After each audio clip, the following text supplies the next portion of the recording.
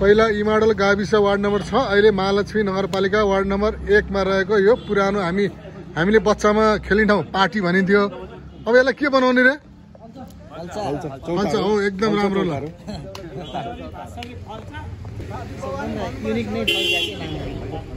अब हाम्रो चाहिँ नि कस्तो छ भने यो हामीले यहाँ धेरै सुनेको न्युजमा हैन 2-3 जना मात्र मेयरले काम गरे अरे अधिराज्यभर।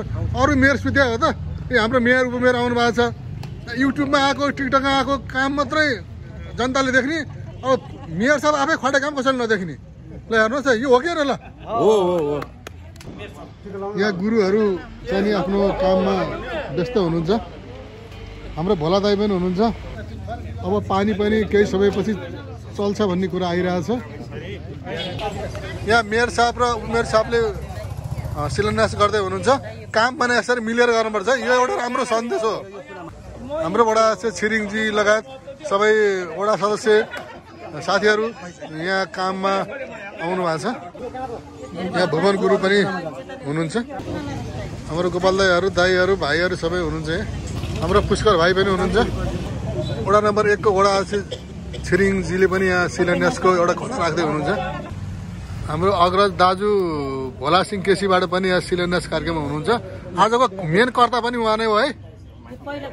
यहाँ चाहिँ यो 1 नम्बर वडामा 2 नम्बरको सिमानामा चाहिँ नि बन्दी पार्टी आएनको लागि आएन।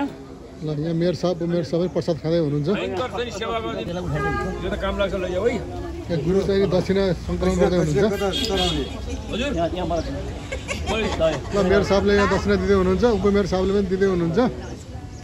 यहाँ गुरुले चाहिँ आज शिलान्यास पश्चात सबैलाई प्रसाद लाउँदै हुनुहुन्छ। हेर्नुहोस्, हेर्दा इमाडल भरिसक्यो। ल अब यो पानी कहिले चल्छ त? अब पानी जहिले पाइप जोइन भएर अब रेडी ट्याङ्कीमा भरिसक्यो। कति दिन चल्छ? अब 3 दिनभित्र चलिसक्छ। यो पानी खानु हुन्छ? खाना चाहिँ अहिले फिल्टर गरेपछि खाना पनि हुने। इन्जिनियरले लगेर खाए पनि। 2 गिलास खाएर। ल तपाईँहरू सबै काम गर्ने सबै टोलीलाई धेरै धेरै धन्यवाद। तपाईँलाई आजको यो शिलान्यास कस्तो लागिरहेछ त? तपाईँ आफै कर्ता हुनुहुँदो रहेछ। अब कर्ता अब यसो पहिला नि यो पर्खाल लगाउने अध्यक्ष बनाएको थिएँ, अनि त्यो बेला नि कर्दै बनाइदिएँ, अहिले पनि कर्दै बनाएर गरेँ। मलाई त आनन्द लाग्छ। यति एउटा यो आफ्नो पालामा यति गरेर जानु भए आनन्द लाग्छ क्या मलाई त। हस् धन्यवाद। के भयो यहाँ हेर्नुहोस् इमाडलको गाउँ गाउँमा बाटो हेर्नुहोस्, वरिपरि पिजै पिज हेर्नुहोस् त। ल हेर्दै कति ठुलो भयो बाटो घर। ल हाम्रो दाई पनि यहाँ हुनुहुन्छ, आनन्द दाई। यहाँ हेर्नुहोस् त गाउँभित्रको त कति व्यस्त बाटो। ल नमस्कार। हेर्नुहोस् सबैजना आउनु भएको छ। यहाँ मेयर साहब गाउँ टोलमा घुरिरहनु भएको छ। उहाँहरूको प्रचार धेरै भएन। के छ तपाईँलाई आजको यो शिलान्यास बारे भनिदिनुहोस् त। यो अहिले हामीले महालक्ष्मी नगरपालिकाभित्र ऐतिहासिक सम्पदा बचाउने क्रममा हामीले जम्मा 16 वटा यो फल्चा पार्टी निर्माण गर्ने क्रममा यो अन्तिम आज 1 नम्बरको चाहिँ शिलान्यास कार्यक्रममा छु। हामी ऐतिहासिक सम्पदा जोगाउन हामी तत्पर भएर लागिरहेका छौँ। हस् धन्यवाद। उमेरज्यू तपाईँको के भनाइ छ भनिदिनुहोस् त यो फल्चाको बारेमा। अब यो फल्चाको बारेमा चाहिँ हामी यहाँ निर्वाचित भइसकेपछि हामीले धेरै ठाउँमा चाहिँ कहीँ विवाद पनि सुनिरहेछ। अब विवाद त भइहाल्छ। जहाँ विकास हुन्छ त्यहाँ त विवाद पनि आइहाल्छ। सही कुरा गर्नुभयो। अब हामीले विकास गर्न चाहिँ हामी लागिरहेछौँ। यहाँहरूको साथ र सहयोगले मात्र यो सम्भव हुने हो। अब जसरी चाहिँ आजको यो फल्चाको शिलान्यास हुँदाखेरि यहाँ हाम्रो वडा नम्बर 1 को चाहिँ आदरणीय दाजुभाइ दिदीबहिनीहरूको साथ सहयोगले चाहिँ यो आजको शिलान्यास सफल भएको छ। अब यसमा चाहिँ तपाईँहरूले नि यसको निरीक्षण गर्ने, टाइममा यहाँ हेर्ने, यहाँ काम गर्ने चाहिँ हाम्रो कामदार भाइहरूले गर्ने काममा चाहिँ के कस्तो छ तपाईँहरू यसको पनि हामीलाई चाहिँ जानकारी दिएर नि म पनि टाइममा आइरहेको छु। अहिले महालक्ष्मी नगरपालिकामा जति पनि यो सम्पदाहरूलाई चाहिँ बचाइरहनुपर्छ। यसलाई चाहिँ आगामी दिनमा हामीले कुनै पनि ठाउँमा चाहिँ यो पार्टी। अनि तपाईँहरूको कामको प्रचार प्रसार देखिन जस्तो लाग्छ।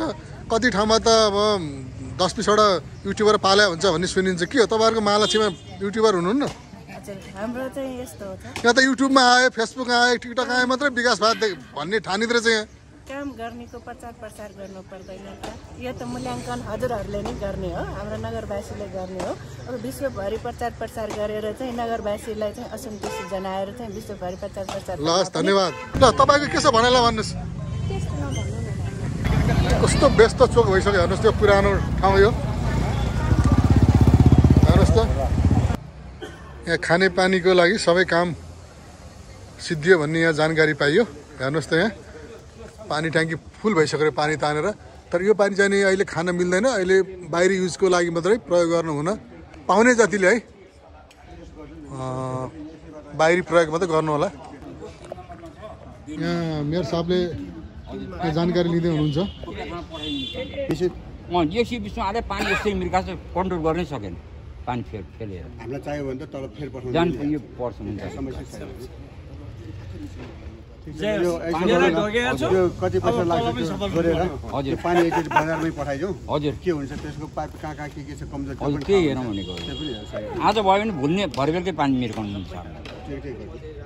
केले एउटा टिम बनाइदिएछ, आज सबै उहाँहरू हेर्न जान्छु भनेछ, उहाँहरूलाई नै पठाउँछु। उहाँहरूलाई यो जिम्मा दिन पाए आनन्द हुन्छ। उहाँहरूलाई नै हजुर कसैलाई डिस्टर्ब नि अब हुँदैन। यो 1 नम्बर र 4 नम्बरको खानेपानी पनि केहीलाई नै जिम्मा दिएको छ कि यो जिम्मा दिनु केहीलाई नै जिम्मा दिएपछि उनीहरूले हिसाब राख्छ। हजुर यो राम्रो सबभन्दा गर्छ।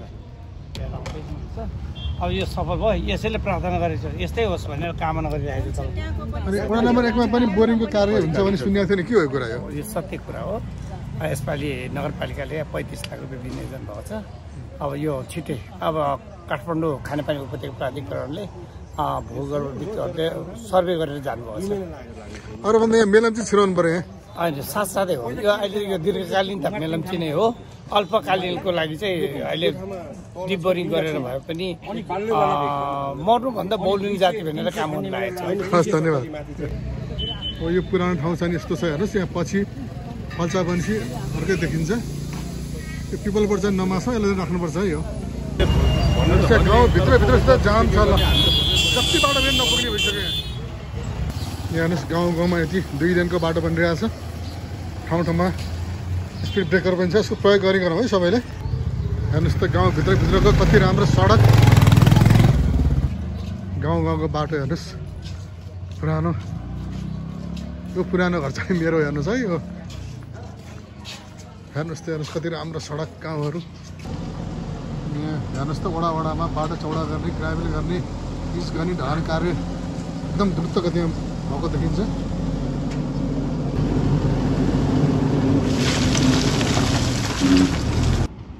हेर्नुहोस् यहाँ बाटो